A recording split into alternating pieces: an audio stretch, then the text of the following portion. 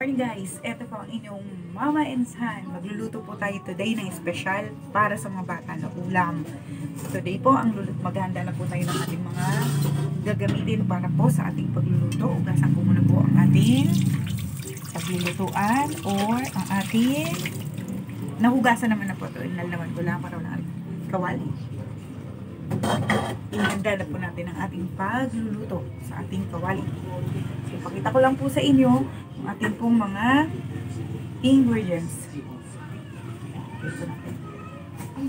Bigay po natin yung ating mga ingredients po. Pakita lang po natin. So, tayo po ay nagluluto lang sa back ng aking tindahan para the same time nakakapaghanap buhay tayo at may lutong pagkain masustansya sa mga bata. So, ang ingredients po natin today, lulutuin ko po ay ang tofu con carne. So, ayan po ang ating ingredients. Ayan po yung tofu, naugasan na po siya. Muntik pang malaglag. Ayan po ang itlog, ang carrots, ang ating pong giniling, sibuyas, bawang, at ang ating special seasoning. So, today po, yan po yung ating special na lulutuin. So, matutuwa po ang mga bata nito. Tiyak po. Favorite po ito ng aking kids. Mahilig po kami sa tofu kasi, alam mo na pag may mga, ewan ko lamang sa amin yung lahing Chinese. Kaya, hilig namin ay mga lutong incheck. So, saglit lang po. Pero I love Philippines. Philippines is number 1 at nasa puso. Dugo lang po namin yung blood na lang po. Running blood na lang. So, ito po. Gawin po muna natin yung ating mga mixtures. Yan. I-combine po natin. Hello po, kinonbine ko na po yung sibuyas, bawang, giniling. Ngayon po ilalagay naman natin yung pinino po nating carrots. Dito po sa ating tofu con carne. Yan po, napakasarap po niyan.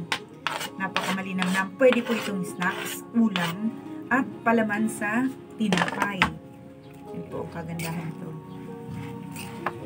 Yan, nimimix na po. Nimimix ko na po siya. Yan, guys.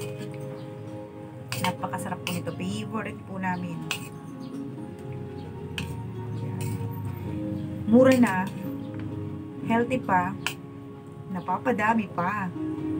Matipid po ito eh. Saka nakakabusog agad siya. So, hindi masyadong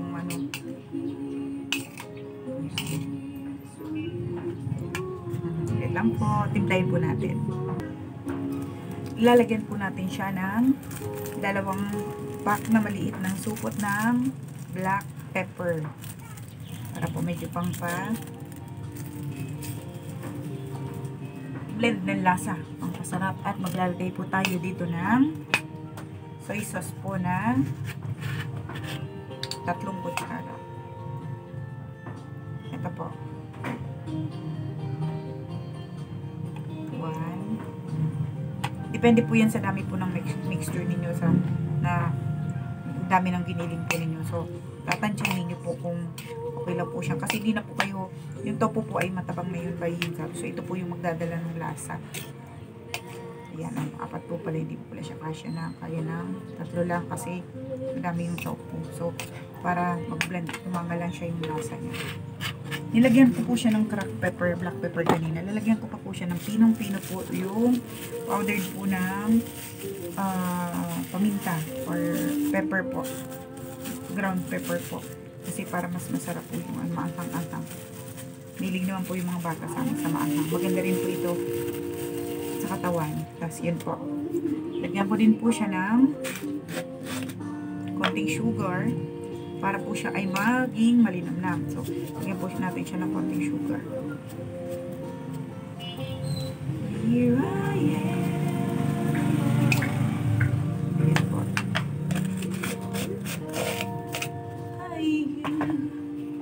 Ayan na po yung ating mixture. Habang hinahalo po natin siya.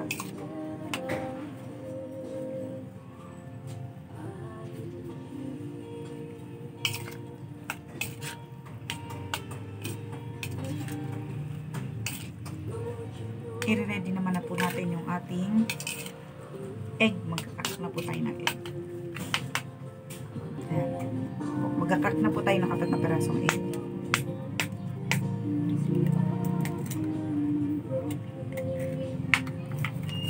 Here I am, Lord. We glorify Yan po yung ating soundtrack sa shop, sa tindahan sa harap. Christian song. To rejuvenate, for blessings, for peaceful of mind and heart. Ay, makaka-relax po siya. Part sa calmness, lalo sa may init. Alam mo, pagka-bless ka, God, everyday. Magpapasalamat tayong maliit o malaking bagay man yan, o kahit ano pa man yan. At tayo may marunong magpasalamat. Ito na po yun natin. Nakakaano po yan, nakaka-fresh ng feelings. Nakakakalma. Kalma. Masarap ang ulam namin ngayon, kalma. Salamat po sa aking mga walang sawang followers. Kahit po ganito lang yung ating content, napakasimple po pa ng kusina natin, ay hindi po kayo nagsasawa sa aking support at manood. Thank you so much po. Pagpalain po tayo lahat ni Lord. Yan po. Here I am, Lord, before you. Yan na, ready na. So, sige na po. Gawin na po natin ang ating papalamanan. Guys, ito na po yung mixture natin. I-prepare na po natin. I-prito na po natin ang ating ginawa pong tofu. Nilagyan lang po natin siya ng butas. Palaman po natin yung ginawa po nating mixture sa kanya. Yan. Tapos, yan guys. Make sure na yan po, naka-press po siya. Lalagyan po natin siya ng egg. Ayan po sa ibabaw. Sausaw po natin siya sa egg. Lagyan po natin siya ng egg sa ibabaw. Ayan po, ipiprito na po natin siya.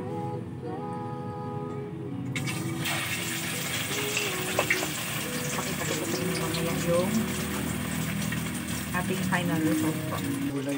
Guys, ito na po yung ating, yan, yung unang salang po natin. Ayan na siya. Kita niyo po ba? Ang ganda na po. Diba? Ako po mamahal din ulam. Yes.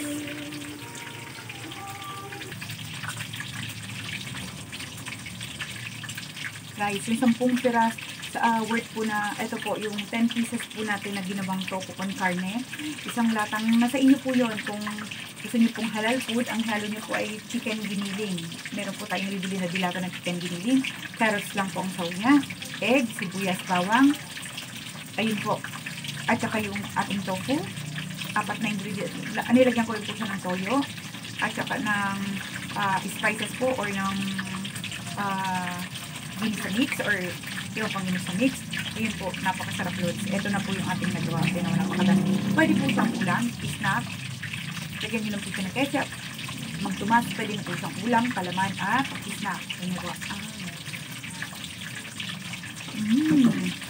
Marami po nagawa. Paborito po ng akong mga bililit. Ako, anak, kapit. Mga pahap. Ito ka na. Sa dalawa lang. Wow. Sobra po naman yan. Imagine nyo naman yan. Maghapon na po naman po naman. Kano lang po nagkasito? 200 pesos. Sarap po sa lahat. Ito po ang hangkap. Mix mo lang po yung ginarap na pina ng magulit bawang. Yung giniling po natin, fried chicken or pork.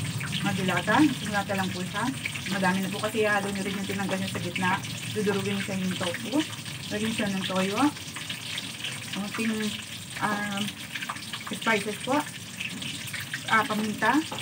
Ayun po, napakasarap nito. Healthy, natipid, at mura. Kantay guys. Sarap guys.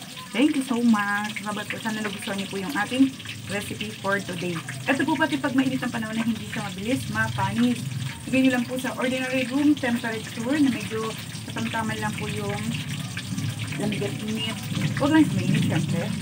At takpang maigi. At ayan na po ang ating tofu con carne, our menu for today. Sana po nagustuhan ninyo. Wala pa pong masyadong nag-post nito. Thank you so much.